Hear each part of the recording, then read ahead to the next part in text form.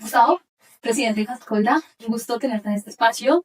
Dos temas puntuales me encantaría que ahorita me gustaría que hablemos del decreto de deslizamiento frente a los seguros previsionales. ¿Qué impactos? ¿Quién debería preocuparse? ¿Quién no? ¿Sin impactos no? Y segundo, los retos que tenemos en los campos gráficos y pensiones y el que también debería preocuparnos y ocuparnos. Bueno, entonces el tema del deslizamiento, y con los días está muy gracias por esta oportunidad, es un tema técnico, es un nombre un poco raro, yo nunca he terminado de entender por qué a ese problema que acabo de explicar a continuación lo llamamos deslizamiento. El nombre, total. Sí, exacto.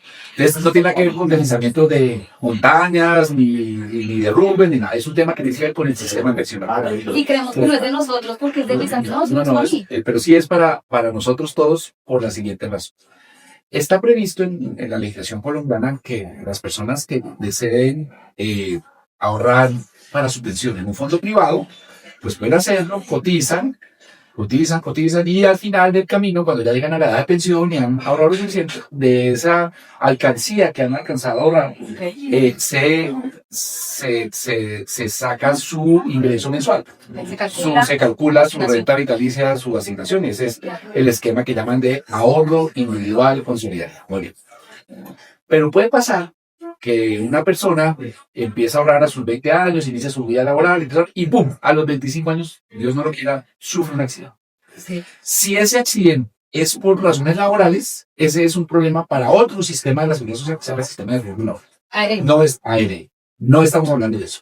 Pero si ese accidente fue bajando las escaleras de su casa y la persona queda, digamos, impedida porque no puede volver a trabajar, también tiene derecho a una pensión. Pero esa pensión optó por estar en un fondo de ahorro. Esa pensión, lo que ahorró, realmente no va a alcanzar para pagar la pensión. Aquí es el tema de 5 años hasta los 90. Y en ese momento ya ganas ahorrar 2 o 3 años. Por definición, lo que ahorró no va a servir para pensión. Entonces, ¿qué dijo la ley desde el año 93? Dijo, pero el fondo privado le tiene que pagar la pensión a ese señor.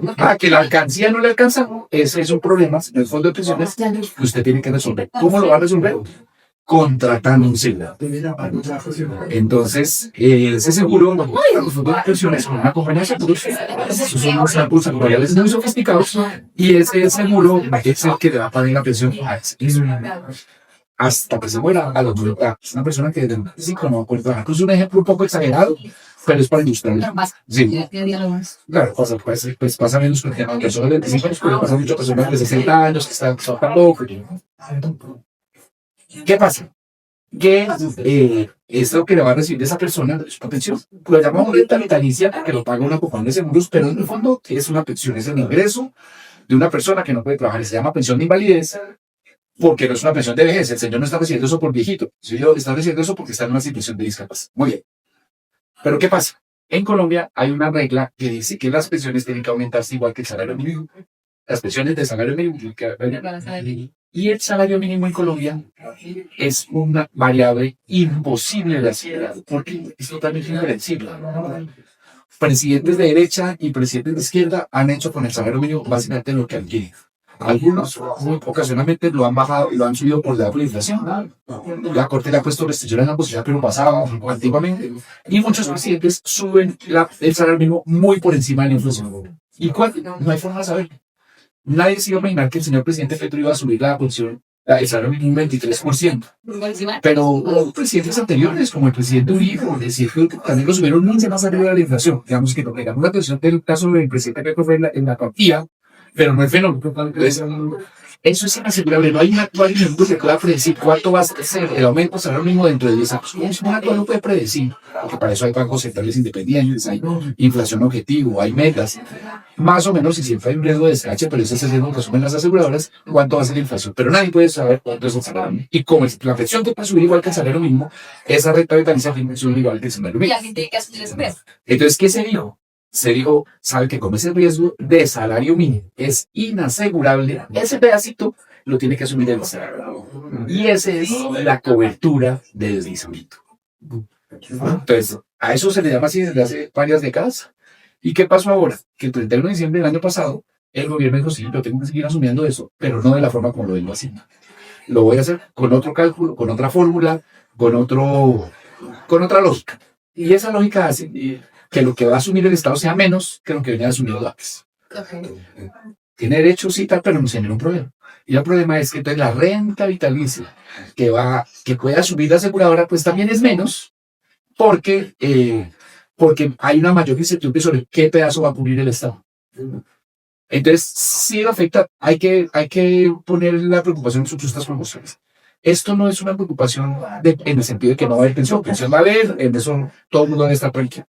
El tema es, para los que están por encima del salario mínimo, que los que están con salario mínimo, la pensión más la del salario mínimo, es si va a ser un poquito más o un poquito menos, según cómo se defina este nuevo deslizamiento.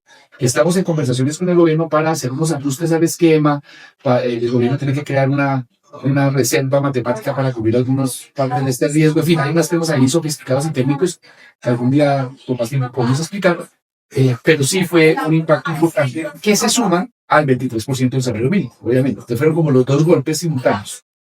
En fase 2 nosotros creemos que el presidente Petro planteó un debate legítimo cuando dijo, oiga, debatamos cuánto es el salario vital de la persona en Colombia. Probablemente el salario mínimo que había no era suficiente. Ese es un debate legítimo. Pero siempre la forma importa.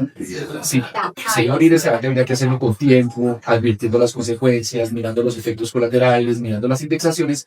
Y en nuestro caso muy importante, ojalá se hubiera preveído mejor el impacto sobre las pensiones. Y esos decretos de sembrinos, como que el 25, decreto 27, decreto 30, decreto y luego decreto de desastre económico, de desastre natural, que ahorita lo hablábamos.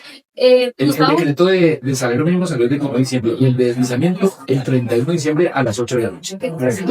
Y diciembre, y los últimos 4 años se han ido conversando también, que diciembre ha sido muy particular frente a esa materia.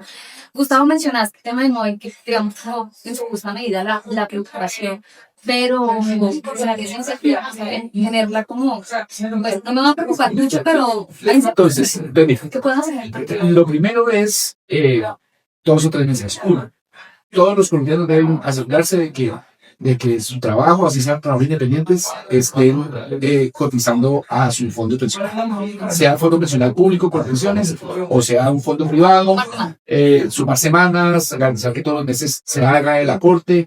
Colombianos y viendo fuera también. Sí, no todos. Porque hay mucha gente que dice, bueno, estoy pasando dificultades, voy a dejar de cotizar. Eso siempre será una mala idea. Ahora estamos pues con la situación de que no sabemos qué va a pasar con la reforma pensional. Veremos qué pasa, esa será nuestra próxima conversación. Pero sí, comprometidísimo. Pero, sea cual sea el sistema pensional, hay que comenzar. Dicho eso, nunca sobra evaluar qué otras proyecciones necesitamos. Y ahí es cuando la reflexión en la cena familiar, en las conversaciones con la esposa, con los hijos, puede pasar o debería pasar por los seguros, ¿no? Por mi seguro de vida, por mi seguro de salud, y siempre, yo creo que Colombia, en medio de mil problemas, cada vez está consolidando más una clase media urbana importante.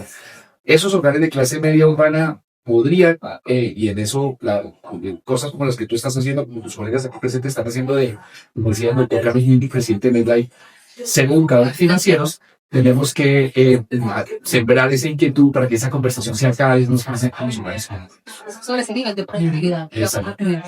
Gano más y de repente voy a construir, generar más ingresos, más riesgos, tengo que perder la posibilidad.